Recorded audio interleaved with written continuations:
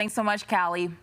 Well, 3 people have drowned at Cherry Creek State Park this summer. And summer's here in Colorado, and it can be fun, but it can also be important to stay safe. So joining us now is Injury Prevention Coordinator Savannah Bernal. And if you could change one behavior to prevent most water-related deaths this summer, what would that be? Not everyone's gonna like this one, but definitely put up the phone. The phone is a huge distraction around water. So whenever you have those kids or even adults who can't swim, you wanna make sure you have eyes on them at all times. So that phone can be a huge distraction.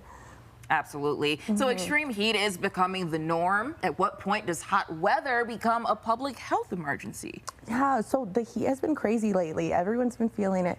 So what we encourage is people to not be outside during those peak hours. And if you do really want to be outside, make sure you're hydrating throughout the day and during your exercise throughout that heat.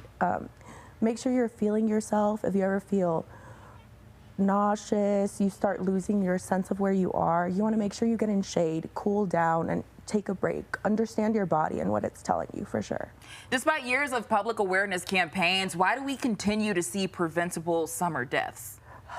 You know, I think everyone's very caught up in the summer fun, and sometimes we forget about that, the dangers that come with that. So have all your fun, but just remember that to keep that safety at forefront. You know, we want to have a memorable summer, but for all the right reasons. And we know summer travel is in full swing. From an injury prevention perspective, what makes the season more dangerous on the roads? So we see a lot of people out and about now with summer. So more cars on the road, more pedestrians, more bikes, more e-bikes.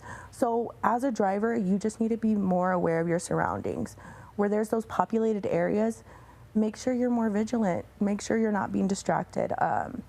And always make sure before you're going on those long road trips, make sure you get your car looked at. You know, that's part of prevention as well. Make sure your tires are good.